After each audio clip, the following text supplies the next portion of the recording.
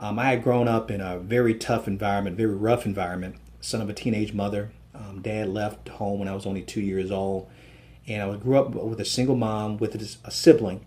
We were very, very poor. By the time I reached the age of 16, I had buried six of my friends. At least a dozen of my friends were incarcerated. One was doing a life sentence, and that was a family member.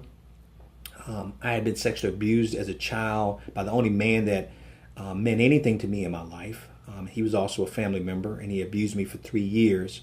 My mom was also suffering from alcoholism and depression, so pretty much my sister and I had to raise ourselves. But in spite of all of that, I was able to get out of that environment. Was the first person in my family to graduate from high school, even though I wasn't that great of a student academically. Graduated top of my class early at the age of 20. Out of 10,000 students on my campus, I was the only African-American male in all of my classes. And I was voted Student of the Year out of 10,000 students on my campus.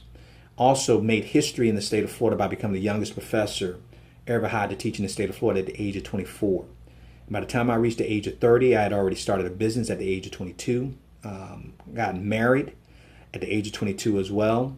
Had my doctorate degree and had already worked for the Florida governor's office as well. So, and written several books, by the way. And so from the outside looking in spite of where I came from, I had succeeded. I had succeeded as a male, but I ultimately failed as a man because I had no clue and no idea how to love a wife, even though I got married at the age of 22, and how to raise a son, even though my son was born at the age of 27. I did not have a model. I did not have a plan of how to do that. And I had given my life to the Lord at the age of 27 by a student who had led me to Christ. And my conversion was sincere. And I wanted to be everything that God wanted me to be. However, I didn't surrender everything to God. I did not tell my wife about the abuse I had suffered as a child. I did not tell her that I had developed a addiction to pornography, which eventually turned into a sexual addiction. And I did not tell her that I was sleeping around and I was committing adultery. And not just on one occasion, but on several occasions. But eventually she found out and she wanted to end the marriage. And even though I fought for the marriage, I perfectly understood how I had betrayed her trust and totally destroyed our lives. And I put my family at risk. I put myself, my health at risk, our finances at risk, and I pretty much almost lost everything. But I decided to get my life back right with God. And I repented and he forgave me of my sins. He showed me and extended me grace and mercy. In fact, my ex-wife, I had done her so bad, she had asked me how was I able to forgive myself. And she said because she wanted to forgive me, but she didn't know how. But she figured if I could learn to forgive myself, if I shared with her how I was able to do that, maybe it would help her.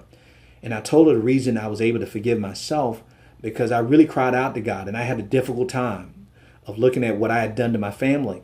But God had spoke two things to me. He told me, one, that I could not hate me more than he loved me.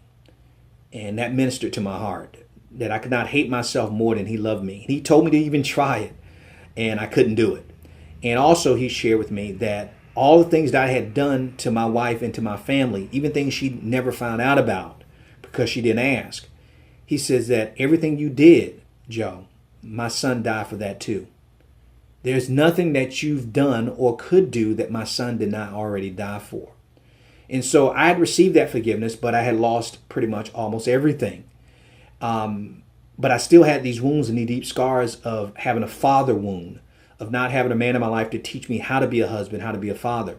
And then one day on a speaking engagement, when I was down in Miami, ironically, because I wasn't living in Miami at the time, this young man came up to me and asked me to sign his book, but he asked me to sign it to his father. And that shocked me because in all the years I had been signing books, and I had written several books, no one had ever asked me to sign a book to their father before. And so I asked him who was his dad, and he told me that his dad was a school teacher, like I was a school teacher. But he told me his dad was a school teacher in Miami in the same neighborhood that I grew up in. Now, the thing that was shocking to me about this is that this boy who had asked me to sign his book for his dad, this boy was white, and he was a college student, and he said his dad was teaching in my old community. And you have to understand, I didn't meet a white child till I was 12 years old living in Miami. So to know that there was a white man teaching at an inner city school, I was intrigued. So I asked him about his dad, and he told me how great his dad was and thought his dad would love my book on servant leadership. And so I gave this young man my card, and I asked him to just keep in touch with me, because he obviously had a great dad, and I would love to find out how his life turns out, because I didn't have a father like that. Well, little did I know that he would give his dad that card. And his dad called me up, and his dad introduced himself and told me about his life and invited me to come down to Miami to speak. And it changed my life. I went down to see him and to speak at some of the schools that he wanted me to speak at, his school that was in my old neighborhood, because I had never returned to my old neighborhood to speak before.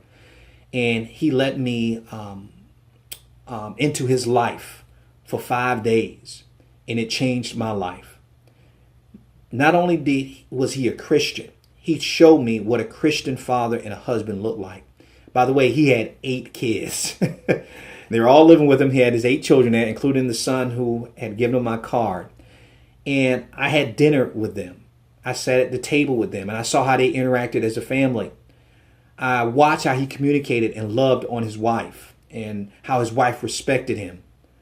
I watched him, and he included me in their prayers together, in their devotional readings. And he didn't just tell me about being a Christian. He showed me what a Christian really looked like in real time. And it changed everything for me. And when he was taking me back to the airport, I could not believe what I had experienced over those last 5 days. He gave me all of these resources and books and CDs and DVDs to watch on how it helped him with his sons. He had 5 sons and 3 daughters, and how he was able to teach them certain things, and how to pray and to read the Bible, study the Bible, to be able to communicate with them, how to date his daughters. And I was so overwhelmed that I was in tears. And he looked at me and he asked me, "Why are you crying?" And I told him, I said, my whole entire life I was looking for someone to teach me how to be a man. I said I had learned everything, how to be a business owner. I learned how to buy my first house before I graduated from college, how to ace college, how to do a lot of things, how to succeed professionally on the job. But no one had ever taught how to even network professionally with other people. But no one ever taught me how to be a man. And I told him, I said, "I know you have 8 children, but will you adopt just one more?" And he broke down and cried, and he accepted and adopted me into his family. And that's been a relationship now that I have continued for the last 14 years. And he's helped me grow in Christ. He's helped me grow in my faith. But more importantly, he showed and demonstrated what a real man is. So now I am happily remarried to a wonderful woman. My son now lives with me, and I have a daughter that my wife had, and she's now my daughter. And now I'm the spiritual leader of our home. And the best compliment that I've ever received from my wife and from my children is that my wife said if she had to do it all over again, she would marry me all over again. And my son and my daughter looks at me with a sense of respect and said, "That's the kind of man I want to be," my son says. And my daughter says, "That's the kind of man I hope to someday marry." And I can't thank God enough for his grace and his mercy. Because like he said, that there is no possible way that I can hate myself more than he loves me. How great the love of Jesus Christ.